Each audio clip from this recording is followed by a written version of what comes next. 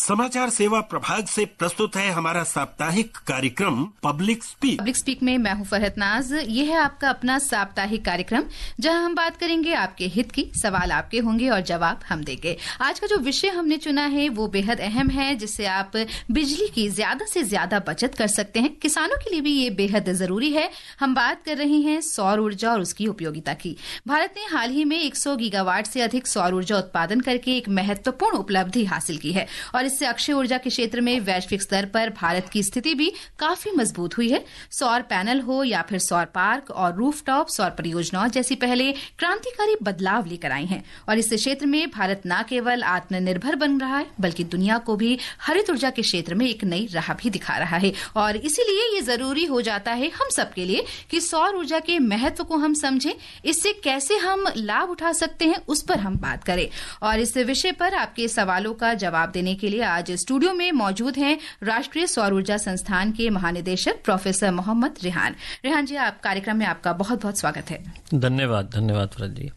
श्रोताओं, हमारी phone lines खुल चुकी हैं, आप हमें कॉल कर सकते हैं। नंबर है 01123421050 और 01123314444। नंबर एक बार फिर सुन लें, 01123421050 और 01123314444 पर आप कॉल कर सकते हैं। हमारा व्हाट्सएप नंबर है 9289094044 तथा सोशल मीडिया साइट एक्स पर #AskAIR के साथ भी आप सवाल पोस्ट कर सकते हैं।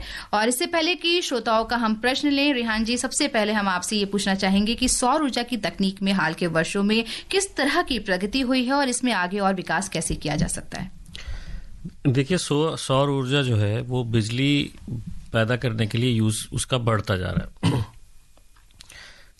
इस तकनीक की सबसे खास बात यह है कि आप एक पैनल आपके पास होगा और अगर उसको सूरज की रोशनी में आप रख देंगे तो बिजली बना देता है। ये काफ़ी सालों पहले इजाद की गई थी, लेकिन इसकी जो हम एफिशिएंसी जिसे कहते हैं, एफिशिएंसी कम थी। वो हर वक्त गुजरने के साथ बढ़ती गई है और अब इसकी एफिशिएंसी इस लेवल पर आ गई पिछले कुछ सालों में कि उसका आम इस्तेमाल होने लगा है जी। इसके साथ दूसरी चीज़ ये जुड़ी कि जो पर्यावरण के चैलेंज हमारे सामने थे, जिसको ग्लोबल वार्मिंग के नाम से लोग जानते हैं, तो बिजली पैदा करने का जो आम तरीका था वो ये कि हम कोयला जलाते थे, बिजली बनाते थे। उसमें CO2 कार्बन डाइऑक्साइड निकलता है बड़े पैमाने पर, जो कि ग्लोबल वार्मिंग का सबसे बड़ा कारक है। तो सौर ऊर्जा से जब आप बिजली बनाते हैं तो वो कोई CO2 एमिशन नहीं होता। इसलिए आप देख रहे हैं कि हम बड़े पैमाने पर सौर ऊर्जा को अपनाया जा रहा है जी। क्योंकि ये पर्यावरण को कोई नुकसान नहीं पहुंचाता। उसके अलावा ये तकनीक के विकास की वजह से अब आज की डेट में ये फाइनेंशियली भी वायबल है, यानी आप पैसे के हिसाब से भी देखें तो इकोनॉमिकल है। जी रेहान जी, दिल्ली से धर्मवीर जी जुड़ गए हैं हमारे साथ। जी धर्मवीर। नमस्कार फरहत जी। नमस्कार सर। नमस्कार। मैं धर्मवीर गांधी दिल्ली से बोल रहा हूँ जी। मेरी 2-3 बातें हैं आपसे पूछनी है सर। जैसे कि हमें 1 किलोवाट सोलर पैनल कितनी यूनिट बिजली बनाता है? दूसरा सवाल सर मेरा ये है कि वो ये कहते हैं कि अगर आपको 4 किलो चाहिए तो आप 10 किलो लगा लीजिए और अब उसकी बिजली जो बनेगी वो कंपनी को आप रिटर्न बेच सकते हैं। क्या गारंटी है कि वो हमारे को पेमेंट देगी? और इसकी गारंटी कितने साल की है? बताते हैं 25 साल की। क्या 25 साल तक ये हमारे को मेंटेनेंस वगैरह सब फ्री देगी? 3 सवाल हैं। धन्यवाद। ठीक है। देखिए, पहला आपने कहा कि 1 किलोवाट से कितनी बिजली बनेगी, तो एक उसका रफ फॉर्मूला है कि 1 किलोवाट के सोलर प्लांट से आपको 4 से 5 यूनिट एक दिन में मिल जाएगी। तो यानी अगर आपने 3 किलोवाट लगाया तो आपको 12 से 15 यूनिट दिन की मिलेंगी। ये तो पहले सवाल का आपका जवाब हुआ। दूसरा सवाल आपने कहा कि अगर आपकी ज़रूरत से ज़्यादा बिजली बनती है तो वो जाएगी, एक्सपोर्ट होगी, उसका पैसा आपको कैसे मिले? तो ये कोई इसमें किसी को ये मीटर आपका जो लगेगा वो दोनों चीज़ें रिकॉर्ड करेगा। वही बता देगा कि आप कितने महीने में इतनी बिजली आपने पैदा की और इतनी बिजली आपने भेजी वापस। उसके हिसाब से बिजली कंपनी आपको आपके बिल में उसको एडजस्ट करती है। तीसरा सवाल आपने पूछा कि 25 साल वारंटी, ये बिल्कुल ठीक बात है। जो पैनल्स अभी अवेलेबल हैं उनकी जो वारंटी है वो 25 साल है। हर मैन्युफैक्चरर 25 साल की वारंटी देता है, तो इसकी लाइफ कम से कम 25 साल तो है ही। मेंटेनेंस में इसके आपको कुछ नहीं करना है, सिर्फ महीने में 2 से 3 बार इसकी पैनल की सफाई करते हैं, जैसे गाड़ी का शीशा साफ करते हैं, बस वो मेंटेनेंस।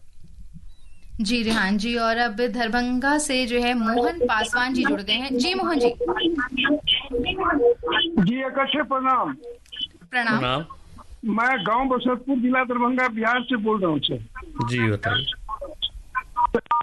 इसमें लोगों के लिए सौर ऊर्जा प्रबंधन को बढ़ावा देने की नई योजना क्या है, किसान मजदूर को सुदृढ़ बनाने के लिए सर।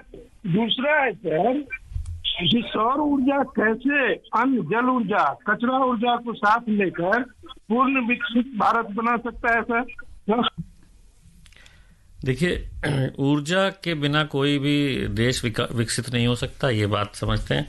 तो ऊर्जा की जरूरत पूरा करने के लिए हमें, जैसे मैंने बताया, कोयले पे निर्भरता में एक तो पर्यावरण की दिक्कत थी, दूसरे कोयले हम दूसरों पर भी निर्भर थे।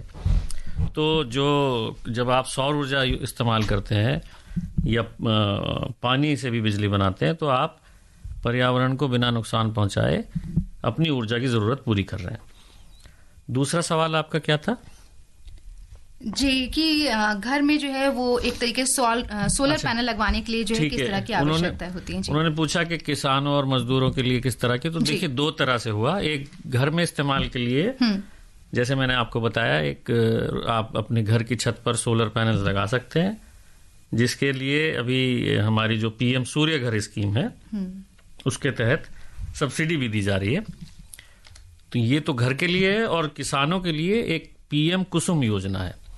पीएम कुसुम योजना के अंतर्गत आप अपना जो पानी पंपिंग जो है, सोलर वाटर पंपिंग, वाटर जो आप इंजन इस्तेमाल करते हैं पानी के लिए, सिंचाई के लिए, उसको सोलर से चला सकते हैं। उसमें पीएम कुसुम में आपको सब्सिडी मिल रही है, और घर के लिए आपको पीएम सूर्य घर में सहायता कर रही है सरकार। जी, और वैसे भी कहा भी जाता है कि भारत में जो खेती है वो ज्यादातर लोगों के लिए रोजगार का एक मुख्य जरिया है। तो किस तरह के और रोजगार इससे जुड़ सकते हैं? देखिए, इसमें क्या है कि हम इसको इंजीनियरिंग टर्म्स में कहते हैं कि डिस्ट्रीब्यूटेड सिस्टम है ये। जी। पहले क्या होता था कि आपके बड़े बड़े प्लांट्स कुछ जगह लगे हुए हैं बिजली के, वहां से बिजली आती थी। इसमें क्या हो रहा है कि प्लांट्स आपके छोटे छोटे प्लांट्स बहुत सारे जगह जगह लग रहे हैं। तो इसमें हर स्तर पर रोजगार है। यानी जहां आपको प्लांट लगना है वहां पे रोजगार है, जहां आप कि इसके पैनल्स भी बन रहे हैं देश में, वहां पर रोजगार है। उसके अलावा जो आप इसके, जिसे कहना चाहिए ऑपरेशन एंड मेंटेनेंस, वहां पर भी रोजगार है। तो एक बड़ा नंबर रोजगार का इससे पैदा हो रहा है। जी, और अब हरियाणा से राजेंद्र जी का प्रश्न ले लेते हैं। जी राजेंद्र जी। नमस्कार जी फरदनाथ जी, और विशेषज्ञ भी नमस्कार जी। जी नमस्कार। ये जानना था जी, इसका खर्चा इनकम मतलब ज्यादा बैठती है, इस करके लोग कम इंटरेस्ट लेते हैं। तो इसका ऐसा क्या सोल्यूशन हो सकता है भी कम खर्चा लगे, अच्छा और चले, और इसका रखरखाव में भी क्या बाद में कितना कोई खर्चा आ सकता है, इसके बारे में जानना था। और जो एक सरकारी विभाग है, अक्सर विभाग है जी, तो ये सोलर प्लांट लगाने के लिए या इसके पास मिलो तो क्या ये जानकारी देंगे भी कौन सा अच्छा और कितना वाट का अच्छा रहेगा? जी, तो देखिए, इसमें एक तो इसकी का खर्चा इसमें खुद ही कम हुआ है, क्योंकि जैसे मैंने शुरू में कहा, तकनीक के विकास से और इसके ऊपर जो जोर दिया सरकार ने। लेकिन उसके बावजूद भी अभी क्या है कि घरेलू जो उपभोक्ता है और किसानों के लिए सरकार की सहायता है। तो जैसे घरेलू लोगों की ज़रूरत के लिए अगर आप 2 किलोवाट का प्लांट लगाओगे तो 70% तक सब्सिडी है उसके ऊपर। 3 किलोवाट में फिर 60% है, 4 में 45% और 5 में 40%। ये तो केंद्र सरकार की है। इसके अलावा बहुत सी राज्य सरकारें भी अपनी सब्सिडी दे रही हैं। तो जो आपको शुरू में ज़रूरत है यानी सब सहायता की, वो इससे पूरी हो रही है। अब आते हैं मेंटेनेंस, जो आपने पूछा। मेंटेनेंस के हिसाब से ये सबसे आसान प्लांट है। इसकी कोई मेंटेनेंस नहीं है, सिर्फ इतनी मेंटेनेंस है कि आपको उसके जो पैनल के ऊपर शीशा होता है, तो महीने में 2 से 3 बार ऐसे साफ करना है जैसे गाड़ी का शीशा साफ करते हैं। बस ये मेंटेनेंस है। इसमें बैटरी का भी किसी तरह का इस्तेमाल किया जाता है? नहीं, ये जो प्लांट जिन्हें हम ग्रिड कनेक्टेड प्लांट बोलते हैं, जो ये लग रहे हैं घरों में, इसमें कोई बैटरी नहीं होती। अच्छा। और अब हिमाचल से योगेश जी का प्रश्न ले लेते हैं। जी योगेश जी।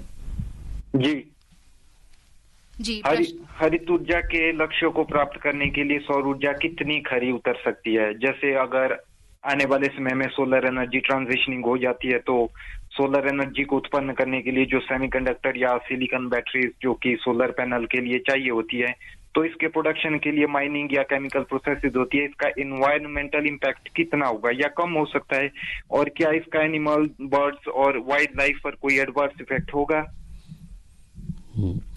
तो जहाँ तक माइनिंग की बात है, तो अगर ओवरऑल देखें हम, तो एनवायरनमेंट पर जो इसका असर है वो उसके मुकाबले जो हम दूसरा ऑप्शन है हमारे पास, यानी जिससे कि हम अभी तक कर रहे थे, कोयले में भी माइनिंग है, माइनिंग के बाद उसको जलाने में जो कार्बन डाइऑक्साइड का एमिशन था वो बहुत ज़्यादा था, उसके मुकाबले में इसका बहुत कम असर है एनवायरनमेंट के ऊपर।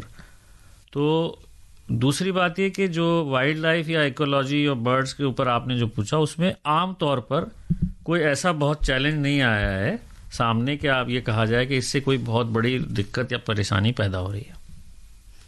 और अब बिजनौर से मोहम्मद असलम जुड़ गए हैं। जी असलम जी। शरदनाथ जी, आपको और सभी को मेरी तरफ से आदाब सलाम। जी आदाब। ये जो घर में सोलर पैनल लगाते हैं तो इसमें जो बिजली बनती है तो इसमें कितना खर्चा जाएगा जी? इसमें आपको अपने ज़रूरत के हिसाब से लगाना होगा। जैसे घर के जो कनेक्शन हैं वो आमतौर पे 2 किलोवाट, 3 किलोवाट, 4 किलोवाट, 5 किलोवाट ऐसे कनेक्शन होते हैं। तो सोलर प्लांट लगाने का 1 किलोवाट का खर्चा मैं अंदाजन बता रहा हूँ, ये इधर से वेरी भी कर सकता है जगह से थोड़ा बहुत, तो 60,000 रुपये करीब 1 किलोवाट का होना चाहिए। इतना खर्चा 2 किलोवाट हुआ तो उसका आप दुगना कर दीजिए, 3 किलोवाट 3 गुना कर दीजिए, इतना अंदाजन आप एक खर्चा मान सकते हैं। और घर के जो छतों पे जो लगाया जाता है उसके लिए कितनी भूमि मतलब जरूरत पड़ती है? 1 किलोवाट में आपको 100 स्क्वायर फीट चाहिए। 1 किलोवाट में 2 लगाएंगे तो 200 स्क्वायर फीट, 3 लगाएंगे तो 300 स्क्वायर फीट। जी अच्छा, हमने बात की थी शुरुआत में ही प्रधानमंत्री सूर्य घर मुफ्त बिजली योजना की, तो इस योजना के लिए जो आवेदन अगर हमें करना हो तो किस तरीके से कर सकते हैं, ये हम आपसे जानना चाहेंगे। देखिए, इसमें जो मिनिस्ट्री ने पूरा ये जो प्रोसेस है इसका ऑनलाइन किया हुआ है जी। तो ये एक वेबसाइट है www.pmsuryaghar.gov.in। इस पर जाएंगे तो इसमें पूरा प्रोसेस यहीं पर मौजूद है, वहीं पर अप्लाई कर सकते हैं जी। उसी में रजिस्टर्ड वेंडर्स की भी लिस्ट है एरिया वाइज, तो आप अपने एरिया में देख सकते हैं। फिर उन वेंडर्स में से जिन लोगों से आप कांटेक्ट करना चाहें कांटेक्ट कर सकते हैं जी, इंस्टॉल करा सकते हैं, और उसके बाद सब्सिडी का पूरा प्रोसेस ऑनलाइन है, आपके बैंक अकाउंट में ही वो आना है वापस जी। और अब राजस्थान से रवि जुड़ गए हैं। जी रवि जी। हेलो बेटी, नमस्ते। मैं बात कर रहा हूँ के बाद में राजस्थान से। जी रवि जी बताइए। मैं तो ये जानना चाह रहा हूँ, हमारा 30 बीघा जमीन है, उसमें कितना किलोवाट का वो पैनल लगेगा, तो इस पे कितना खर्चा आएगा? देखिए ऐसा है, इसका भी फिर मैं आपको एक रफ वो बता रहा हूँ आइडिया कि 1000 किलोवाट को 1 मेगावाट हम कहते हैं, तो एक मेगावाट या 1000 किलोवाट के लिए 4 एकड़ के करीब जमीन चाहिए। तो आप इस हिसाब से अपनी जो जमीन है उसका हिसाब बना सकते हैं कि आप कितने कैपेसिटी का लग जाएगा। 4 एकड़ में 1000 किलोवाट या 1 मेगावाट। और अभी हाल ही में मैंने एक खबर भी रिहान जी पढ़ी थी कि हिमाचल प्रदेश में मंडी जिले में 8 बीघा भूमि पर 500 किलोवाट का प्लांट लगाया गया और इससे जो है प्रति माह 2 से 3 लाख रुपए की आमदनी भी हो रही है। तो ये एक बहुत ही अच्छी चीज है, रोजगार देने के लिए लोगों को इससे ज्यादा से ज्यादा जो लोग हैं वो जुड़ सकते हैं। जो मैंने पीएम कुसुम स्कीम बताई थी किसानों के लिए, उसमें से तीन उसके हिस्से हैं।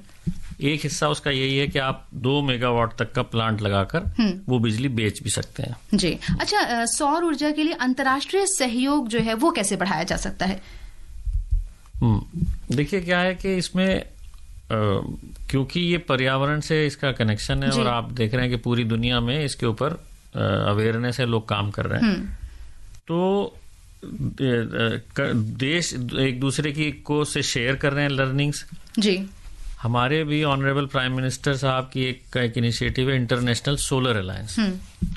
उसके तहत हम बहुत सारे दूसरे मुल्कों को हम अपना एक्सपीरियंस शेयर कर रहे हैं जी, और उनको भी मदद भी कर रहे हैं इसमें कि जो हमने देखा, जो किया, वो कैसे वो अपने यहाँ पर कर सकते हैं जी। और अब मध्य प्रदेश से हमारे पास कॉल आ रही है राजेश जी की। जी राजेश जी। हाँ, राजेश अग्रवाल बोल रही हूँ, देवास मध्य प्रदेश से। जी नमस्कार राजेश जी। हाँ नमस्कार। मैं ये पूछना चाहता था कि जैसे इसकी गारंटी कितने साल की रहती है? मेरा प्रिंटिंग प्रेस का व्यवसाय है, उसके लिए मैं लगाना चाहता हूँ। ठीक है, देखिए इसमें क्या है कि जो मैंने बताया ऑन ग्रिड या ग्रिड कनेक्टेड सिस्टम में दो ही चीज होती है, एक सोलर पैनल और एक इन्वर्टर। सोलर पैनल की आमतौर पे जो वारंटी है वो 25 साल है और इन्वर्टर की 5 से लेके 10 साल तक, छोटे और बड़े का फर्क है उसमें। तो ये दोनों कंपोनेंट की इनकी, तो सोलर पैनल की 25 साल वारंटी है, इन्वर्टर की 5 से लेकर 10 साल तक। तो श्रोताओं आप बने रहिए हमारे कार्यक्रम में, और हमारी फोन लाइन्स खुली हुई हैं और आपके सवालों का जवाब दे रहे हैं राष्ट्रीय सौर ऊर्जा संस्थान के महानिदेशक प्रोफेसर मोहम्मद रिहान।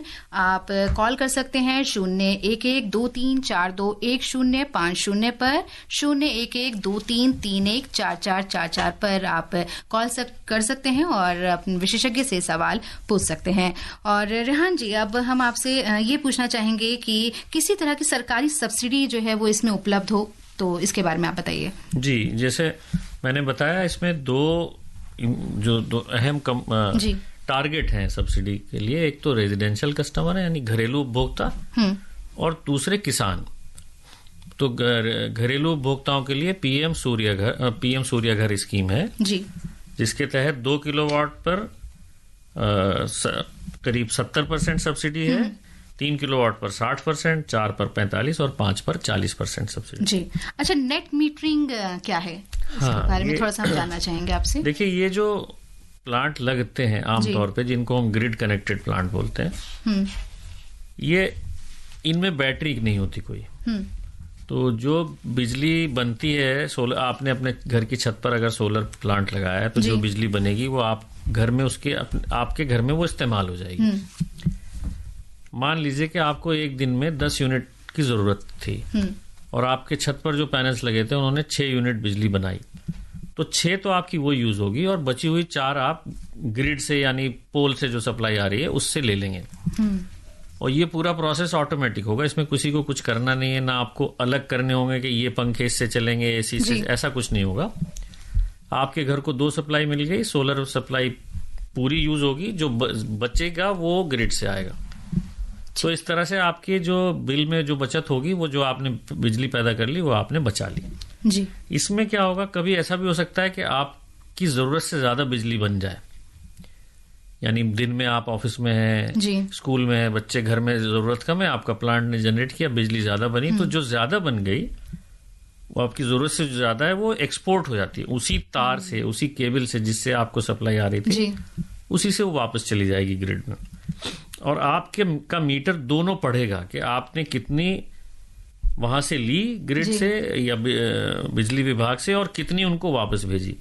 तो महीने में जो आपका बिल बनेगा, अगर आपने 100 यूनिट बिजली विभाग से ली थी और 20 यूनिट आपने बिजली विभाग को वापस भेजी आपके घर ने, तो आपका बिल 100 - 20 80 यूनिट पर ही बनेगा। इस सिस्टम को नेट मीटरिंग कहते हैं। अच्छा, अगर बारिश हो जाए तो कितने घंटे तक सोलर पैनल? तो जैसे बारिश हो गई और आप पैनल्स नहीं काम कर पा रहे हैं, तो आपकी जरूरत पूरी जो है वो बिजली विभाग के कनेक्शन से पूरी हो जाएगी ऑटोमेटिकली। अच्छा, तो ये इस तरह का, ये नेट मीटरिंग सिस्टम में इस तरह से आपको कोई दिक्कत भी नहीं है जी, और आप एक्सपोर्ट का भी आपको बेनिफिट मिल रहा है जी। अच्छा, कार्बन उत्सर्जन में किस तरह से इसके माध्यम से कमी की जा सकती है? देखिए, जब हम कोयला जलाकर बिजली बनाते हैं जी, तो 1 यूनिट बिजली बनाने में करीब 850 ग्राम कार्बन डाइऑक्साइड निकलती है। और जब हम पैनल से बिजली बनाते हैं, सोलर पैनल से जी, तो कोई कार्बन डाइऑक्साइड नहीं निकलती है। तो अगर मैंने अपनी 1 यूनिट को कोयले से सोलर पैनल पर शिफ्ट किया तो मैंने करीब 850 ग्राम कार्बन डाइऑक्साइड बचा ली। ये मदद है इससे कार्बन उत्सर्जन को कम करने में।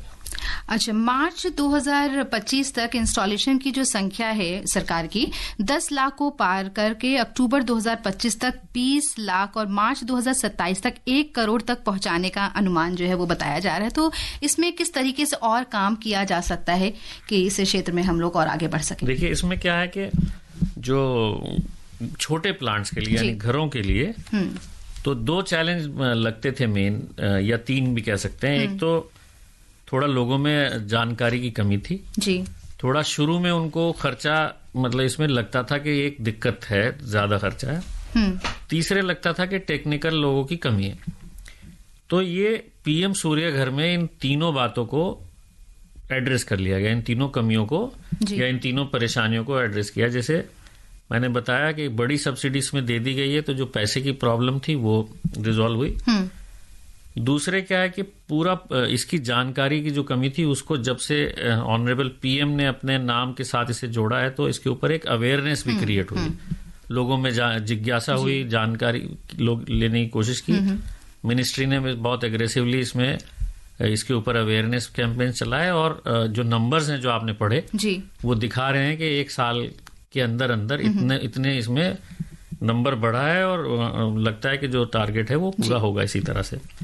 तीसरे जो ट्रेंड लोगों के लिए भी इसमें स्कीम्स है, हमारा अपना इंस्टीट्यूट भी सूर्य मित्र करके प्रोग्राम है, मिनिस्ट्री का उसको इम्प्लीमेंट करता है।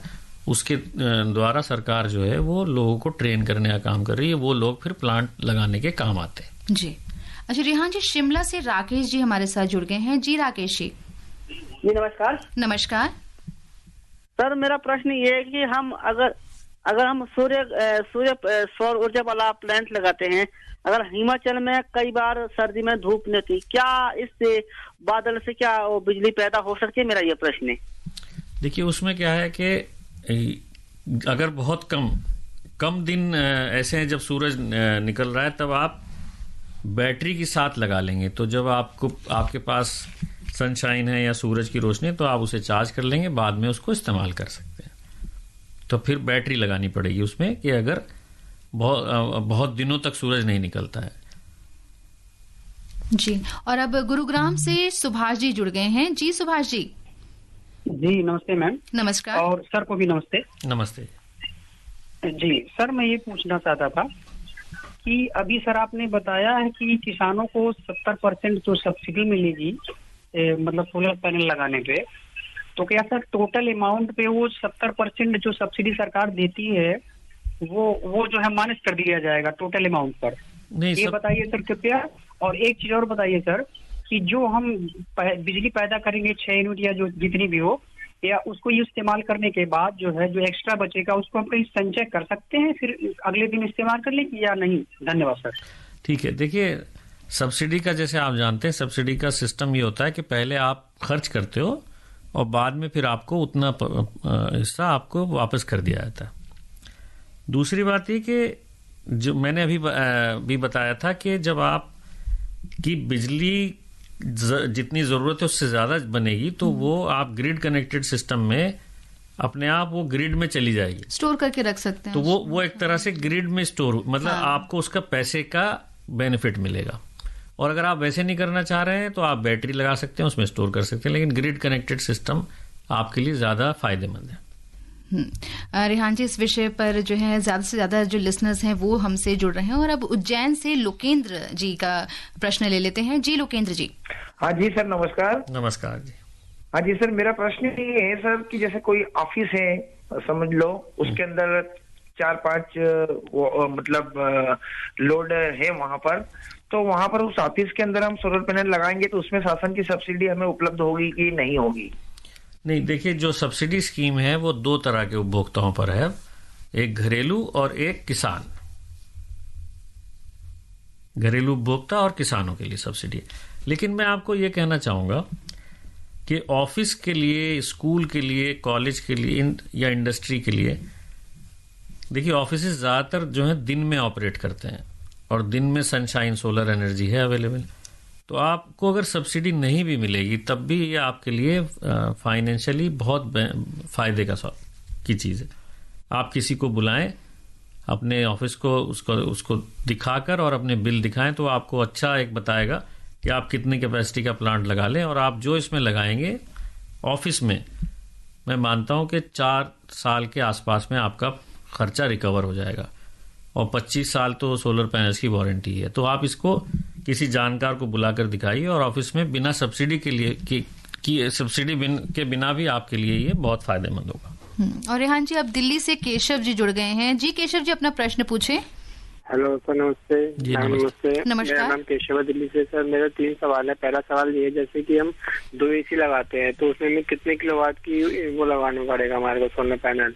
और दूसरा सवाल ये है, जैसे कि हमारी जो हम बिजली अपनी बनाते हैं उसके अंदर सोलर पैनल के अंदर जो कंपनी वाले हमसे बिजली खरीदेंगे तो उसमें कितने रुपए यूनिट से लेंगे। जैसे हमारे को मीटर में 6 रुपए यूनिट के हिसाब से देते हैं, तो क्या हमसे वो 6 रुपए ही लेंगे या अलग लेंगे चार्जिंग। और तीसरा सवाल ये है, जैसे कमर्शियल होता है तो कमर्शियल में अलग रेट क्यों होते हैं ऐसा। तो 3 सवाल आपने किए हैं। पहला तो आपने एसी देखिए, क्योंकि आपने सिर्फ एसी कहे और मुझे नहीं पता कि आपके यहाँ आप और क्या कह रहे हैं उसमें, लेकिन मैं रफ आइडिया बोल रहा हूँ कि 2 AC अगर है तो 4 किलोवाट के आसपास तो चाहिएगा। फिर आपको 3 से 4 किलोवाट तो मिनिमम चाहिए। मुझे नहीं मालूम कि और आपके पास क्या लोड है। दूसरा आपने कहा कि जो आप एक्सपोर्ट यानी बिजली जो वापस जाएगी आपकी, जो आप बेच रहे हो एक तरह से, तो नेट मीटरिंग जो मैंने सिस्टम बताया वो सेम रेट पर कंपनसेशन मिलेगा आपको। ये उतने में ही लेंगे वो जितने में आपको बिजली बेच रहे हैं। और तीसरा प्रश्न कमर्शियल रेट के लिए वो पूछ रहे थे कि हाँ, तो कमर्शियल रेट्स जो हैं वो रेजिडेंशियल रेट से ज्यादा होते हैं। जैसे मैं पिछले लिसनर से बोल रहा था कि जो कमर्शियल रेट पर बिजली ले रहे हैं उनके लिए सोलर ऊर्जा पर जाना और फायदेमंद है बिना सब्सिडी के भी। तो अगर आपने मान लीजिए आप कमर्शियल रेट 8 रुपए पर बिजली खरीद रहे हैं और आप सोलर पैनल्स लगाएंगे तो आप 8 रुपया यूनिट बचाएंगे। जो रेजिडेंशियल में लगाएगा वो 5 रुपया यूनिट बचाएगा। तो आप जितना ज्यादा रेट पर बिजली खरीद रहे हैं उतनी ज्यादा बचत है आपकी सोलर अपनाने में और उतने कम टाइम में आपका इन्वेस्टमेंट रिकवर हो जाएगा। अच्छा रेहान जी, हम आपसे थोड़ा सा किसानों के बारे में भी पूछना चाहेंगे कि किस तरह की योजना है जो उनके लिए लाभदायक सिद्ध हो सकती हैं अगर वो इसका इस्तेमाल करें तो। देखिए, PM कुसुम स्कीम है वो पूरी तरह से किसानों के लिए ही है। PM कुसुम स्कीम के 3 कंपोनेंट हैं ABC। उसमें आप जो अगर आपके पास ऑलरेडी पंप है उसको आप सोलराइज कर लीजिए, नया पंप सोलर बेस्ड लीजिए, या एक तीसरा मैंने बताया कि बड़ी जमीन पर बड़ा प्लांट लगाकर बिजली बेच सकें। ये तीनों कुसुम में ही PM कुसुम स्कीम है पूरी तरह से किसानों के लिए। नहीं तो अगर इतना अमाउंट तो जो है वो एक बार में दे पाना मुश्किल होता है, तो किस तरह का जो मोटर जब आप पंप सोलराइज कर रहे हैं या सोलर वाटर बेस्ड पंपिंग ले रहे हैं उसमें सब्सिडी बहुत हाई है। ऑलमोस्ट पूरी मतलब 18 मैं नंबर इसलिए नहीं बोल रहा हूँ कि मेरे पास सामने इस वक्त नहीं है, लेकिन मेजर सपोर्ट है उसमें जी। PM सूर्य घर के तरह उसमें भी बड़ी सपोर्ट है। अगर आप मोटर अपना सोलराइज करना चाह रहे हैं तो सब्सिडी है उसकी जी। अच्छा, अंत में चलते थे हम आपसे एक और प्रश्न पूछना चाहेंगे कि सौर ऊर्जा की सबसे बड़ी चुनौती क्या है और इसका समाधान कैसे किया जा सकता है। देखिए, सौर ऊर्जा में एफिशिएंसी बढ़ाने के ऊपर काम चल रहा है पूरी दुनिया में और हम लोग बहुत आगे भी आ गए हैं। जब शुरू हुआ था तो 6% था, आज हम 24-25% पर हैं। इसी के ऊपर काम चलता रहेगा। जितनी एफिशिएंसी बढ़ती जाएगी उतनी जो जगह चाहिए उसको वो कम होती जाएगी। और अब तो बच्चे भी जो हैं इस बारे में सीख रहे हैं, सोलर एनर्जी का चैप्टर बकायदा उनके जो है लेसन्स में है। ये स्कूलों में और इसमें अवेयरनेस क्रिएशन की जरूरत है जी। तो पब्लिक स्पीक में फिलहाल आज इतना ही। मैं धन्यवाद देना चाहूंगी हमारे श्रोताओं का जिन्होंने कार्यक्रम में इस विषय पर अपनी भागीदारी दिखाई, और साथ साथ हमारे आज के मेहमान रेहान जी का भी बहुत बहुत शुक्रिया जिन्होंने अपना कीमती समय हमें दिया। रेहान जी, और आपके सवालों का एक बार फिर से बता देते हैं, जवाब दे रहे थे राष्ट्रीय सौर ऊर्जा संस्थान के महानिदेशक प्रोफेसर मोहम्मद रेहान। और सूरज की रोशनी आपके लिए और हमारे लिए कितनी महत्वपूर्ण है अब आप समझ ही गए होंगे। घर की दीवारों पर पड़ती रोशनी हो या फिर खेतों में बिजली उत्पन्न करना, सिंचाई के लिए पानी सींचना हो या फिर खाद्यान्नों को संरक्षित करने की बात, हर जगह सौर ऊर्जा को बढ़ावा दिया जा रहा है और इसीलिए अपने दैनिक जीवन में सौर ऊर्जा का उपयोग जरूर करें। तब तक के लिए फरहत नाज को दीजिए इजाजत। अगले सोमवार हम फिर मिलेंगे एक और नए विषय के साथ। नमस्कार।